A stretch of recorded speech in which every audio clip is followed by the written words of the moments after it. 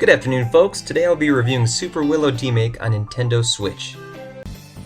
Ever take your dog to the park and it gets abducted by an alien? No? Well, guess what? That's what happened to Willow. So grab your costume and get ready to platform your butt off to bring home the doggo. The main menu is very welcoming forest and mountain range scenery with super happy music. It's very nice. Super Willow font is retro looking and awesome. Easy, normal, and hardcore mode are available to choose from. Easy has infinite flying and lives.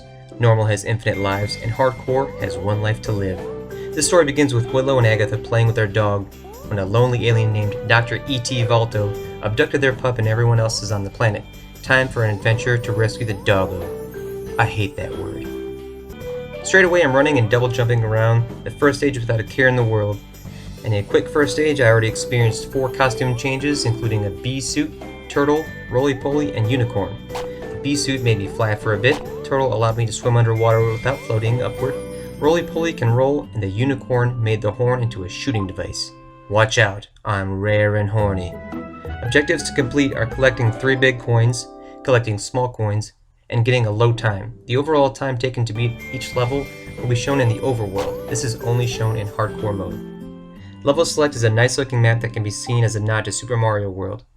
I love when games have an overworld like these. It adds a throwback feel that makes it fun to see and reminds me of playing old games as a kid.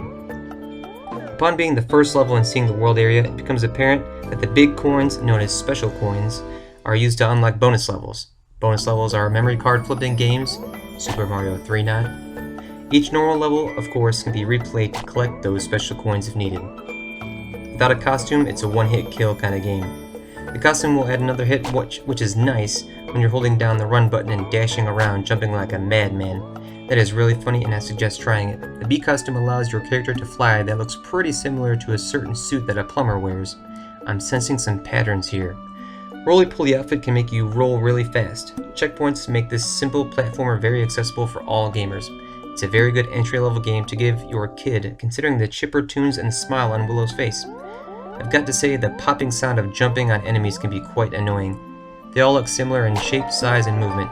Hey, I found a secret that involves jumping on top of a platform and running quite a distance of the level while being off-screen. Sound familiar to anyone? I love these references if you couldn't tell by now. Controls feel good, and the game can be forgiving in some aspects. One foot needs to be on any surface to remain. Jumping on enemies often looks like it will result in failure, but then the enemy dies. More than one occasion, I thought for sure I was done and the baddie flopped instead. There were times the double jump button wasn't responsive while running around, but nothing game-breaking. Super Willow stays accessible for the younger crowd. Checkpoints are where you return to if you meet an unfortunate fate. Special coins, however, will not need to be recollected if you don't make it to the checkpoint, and that is awesome. Just another way Super Wiloo Demake keeps the fun going. Visuals are simple in color and design, but overall it's not doing much for me. As I said earlier, this is a perfect entry-level game for beginners. That's not to say it's a bad game, but maybe not the game for me. With that in mind, I would love to show this to my nephew. It hits all markers for platforming, moving platforms, ladders holding down to access lower levels, holding down a button to run, gauging whether or not the player should walk it to be safe. I would love to see if this developer can make a mid-level platformer. World 9-1 is where the game strays from a lot of the platforms and visuals being the same. This level has different music, shows a foreground change, loads of different colors, and all 3 of the core baddies at once. At this point, I still don't know what the point of the collecting coins is for.